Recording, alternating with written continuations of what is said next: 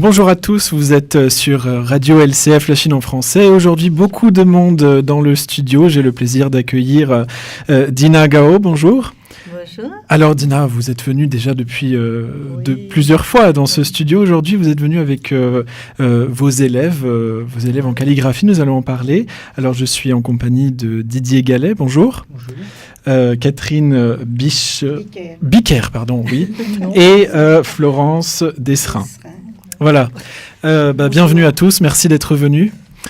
Alors, vous avez des tableaux. Vous êtes donc les élèves, vous trois, de Madame Gao en calligraphie chinoise, si je comprends bien. Racontez-moi un peu, puisque vous n'êtes jamais allé en Chine, c'est ce qui m'a été dit. D'où ça vient? Pourquoi? Quel est l'événement fondateur d'une telle décision? Alors, il faut... Oui, Catherine. Je ne sais pas trop dire ce qui était au départ, Attendez, mais j'ai toujours été liée à l'écriture quand même, et à la Chine aussi par certains membres de ma famille. J'ai un oncle qui était parti très tôt en Chine au début du siècle.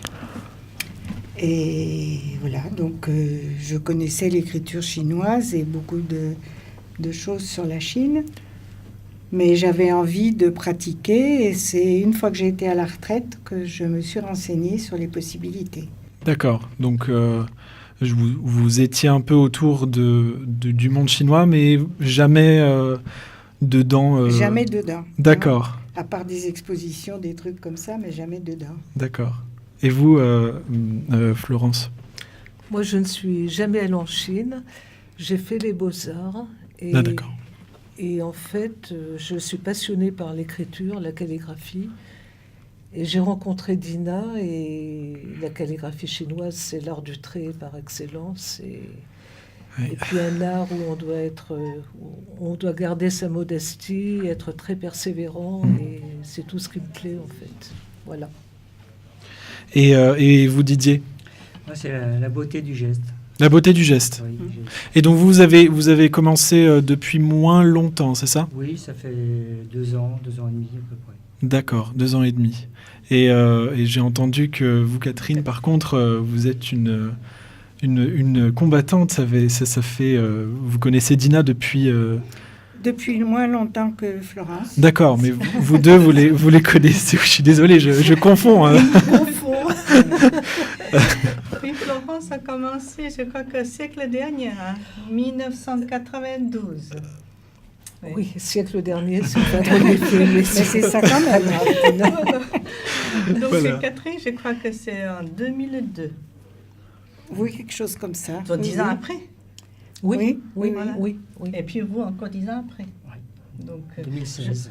oui. D'accord. J'ai mes premiers élèves commencé dans les années 70. Donc, j'ai des promotions de 70, 80, 90, voilà, 2000. 2010. Voilà. D'accord. Ah, mais c'est génial. Donc, mais vous avez combien d'élèves, Madame Gao? Je n'ai pas compté. Mais Vous en avez beaucoup. Plus longtemps, ce qui vient encore, c'est comme Annette, cet après-midi, il a commencé en 85. En 85. Il continue, voilà. Wow. Je suis très, très touchée Oui, bien sûr. par mes élèves, par la passion pour la calligraphie, après pour la peinture aussi, pour la culture chinoise. D'accord. C'était la peinture qui vous avait attiré, en tout cas.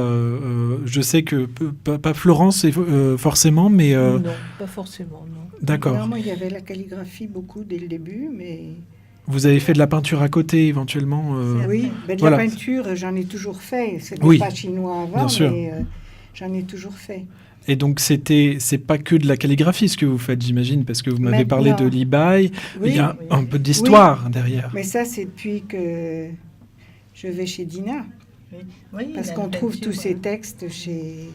Autrement, avant, c'était un texte que, bon, on savait peut-être de qui c'était, mais il n'y avait pas toute la documentation qu'il y a chez Dina. D'accord, Peut-être me trompe un peu. d'accord. Grande documentation, c'est Oui. vrai. Oui, non, mais c'est vrai. Et Dina nous parle beaucoup de la vie culturelle, des coutumes en Chine. Enfin, elle nous parle beaucoup de la Chine aussi. Et aussi, oui, c'est l'art de la persévérance. Il faut être passionné parce que moi, je suis arrivée chez Dina, je n'avais jamais fait de calligraphie chinoise. J'ai débuté dans des petits cahiers chinois avec des petits carrés et j'ai répété inlassablement le trait horizontal qui est le trait numéro 1, qui veut dire 1. Je l'ai répété pendant des semaines chez Dina, chez moi. Je le répète encore parce que chaque trait, chaque caractère est travaillé des dizaines et des dizaines de fois Vous pouvez le montrer. Oui. Avant d'arriver, avant de faire une œuvre, que ça devienne une œuvre, en fait, on étudie le caractère par caractère des dizaines, des 20 fois, 50 fois, ça dépend. Et on essaye de faire le mieux possible, en fait. C'est jamais parfait, ça peut pas être parfait. Mais vous voyez, après, fait de petites peintures avec... avec des papillons, qui illustre le poème, enfin, qui a un rapport avec le poème ancien. Vous en étudiez aussi le sens, il y a le sens des caractères. On étudie caractère par caractère, on a la traduction de caractère par caractère, et ensuite, on a souvent une traduction... on a le mot à mot aussi qui parle beaucoup. Et ensuite, on peut avoir des vraies traductions avec Dina. Finalement, on traduit beaucoup de poèmes anciens en français. Oui. C'est génial. Donc, par exemple, celui-ci, c'est Visite d'un ermite sans le trouver. Et j'ai 2 traductions possibles qui sont très poétiques, mais j'ai aussi le mot à mot. Voilà. Mais... Donc je connais toujours le sens de ce que j'écris, de toute façon. Oui, ça c'est important, bien sûr. Mais je ne parle pas. Oui.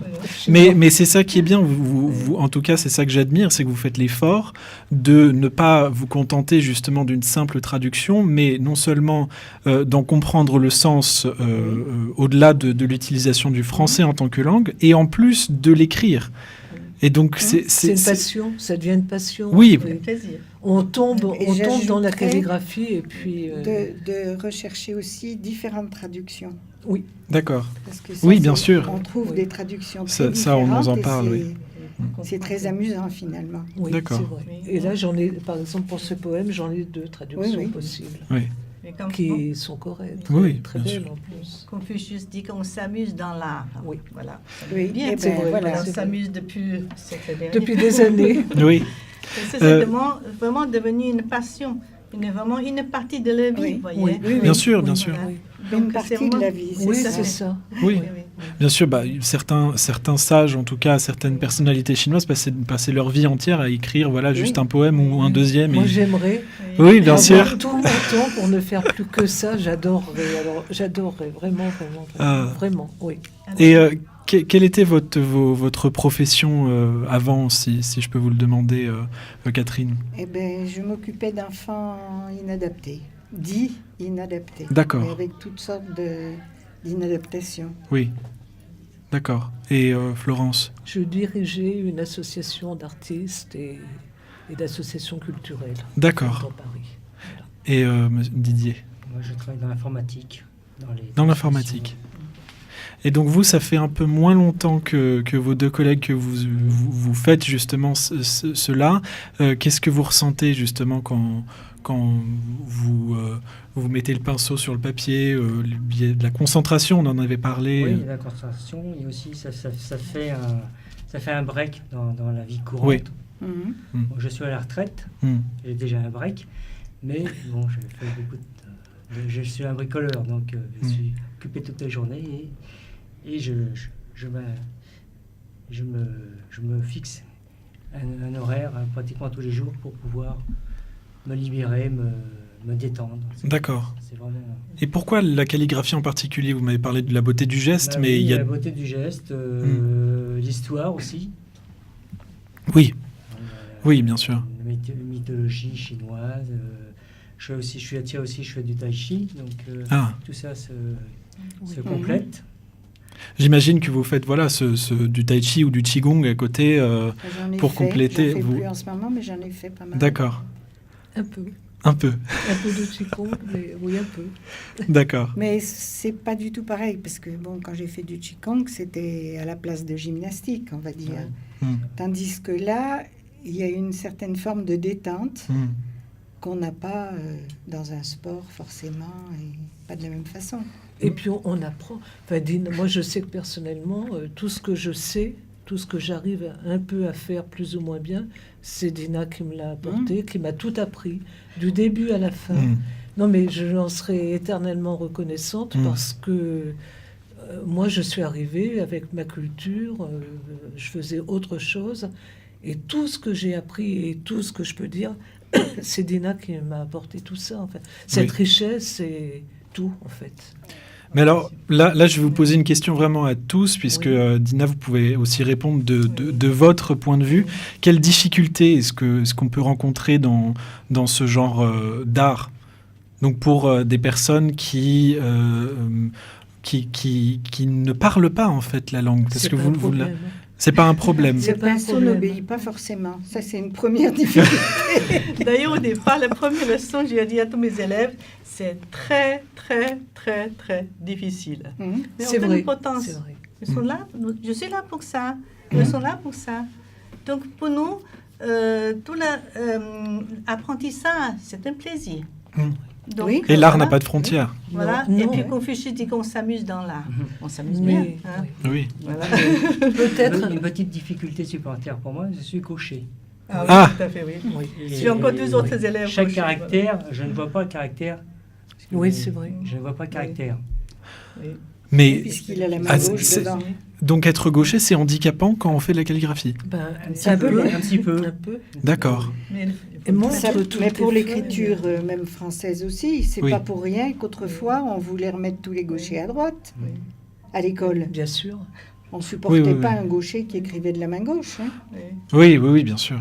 Bien sûr. Et puis, heureusement, ça a changé. Mais... Et puis, je vais ajouter encore, peut-être il y a un téléphone qui sonne. Ce n'est pas le mien. C'est pas le mien non plus. On peut arrêter 2 secondes. Okay. Peut-être c'est le mien. Ça y est. C'est le mien. Je vais éteindre là. Je vais éteindre. Pardon. Voilà. Désolée, j'ai oublié d'éteindre. Mais alors, donc vous avez des cours, vous en avez, certains d'entre vous en ont depuis très longtemps. Voilà, comment ça se passe, qu'est-ce que vous apprenez, c'est bien parce que vous n'êtes pas tous au même niveau, donc vous êtes, pour la plupart, vous écrivez bien mieux que moi, il n'y a même pas de comparaison possible. Ça ne sera jamais parfait. Hein, alors, en effet, ce sont des cours collectifs, et en effet, j'ai donné le travail individuel. Oui.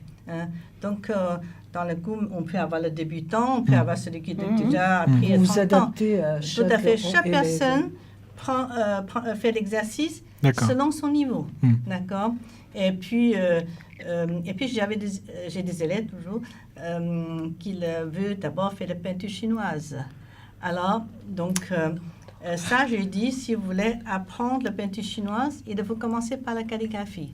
Parce que sinon, vous pouvez seulement arriver à faire l'aquarelle anglaise, ça ne ressemble jamais à la peinture chinoise. Donc, comme Annette, etc., ils n'ont pas pensé faire la calligraphie. Et finalement, ils ont aussi été passionnés par la calligraphie chinoise, parce que c'est un grand art. Oui. Très grand art. C'est aussi la rigueur. La rigueur, c'est très important. L'exigence.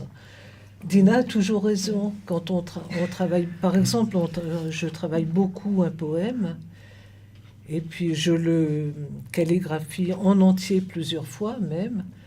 Et Dina recule souvent le moment pour le maroufler, et elle a raison, parce que c'est vrai, grande rigueur, grande exigence.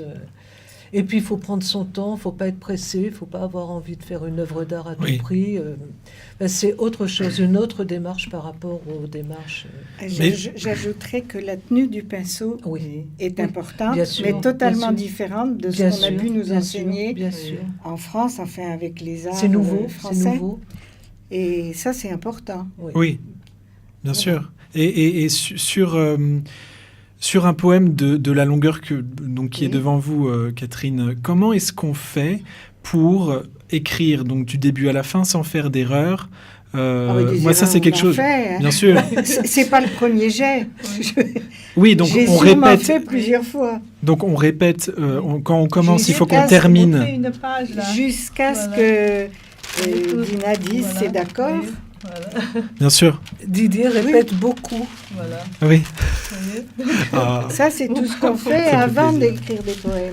Mais du coup, familiariser avec il faut que les caractères deviennent ça doit être un automatisme à la fin ou... Non, c'est jamais automatique. Enfin, pour moi, c'est pas automatique du tout. Mais c'est pas automatique. Il faut quand même avoir le caractère en tête, quand même. D'accord. Oui. Et puis on a toujours le modèle. Oui, mais on l'a un toujours modèle, sous les yeux.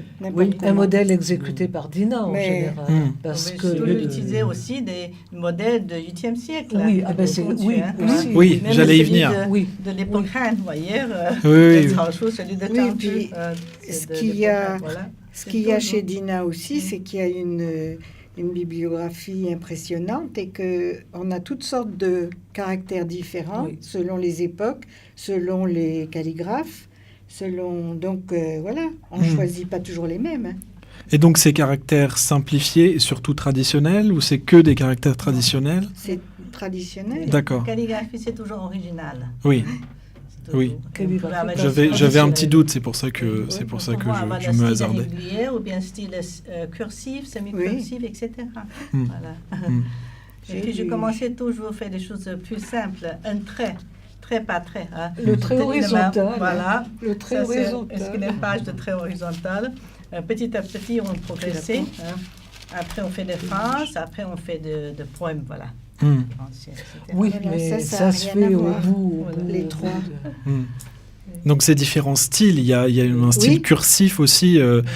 Comment alors le style cursif, on l'apprend au bout d'un moment quand c'est pas au départ. Voilà, c'est pas au départ, c'est après plusieurs années, j'imagine. Bien sûr.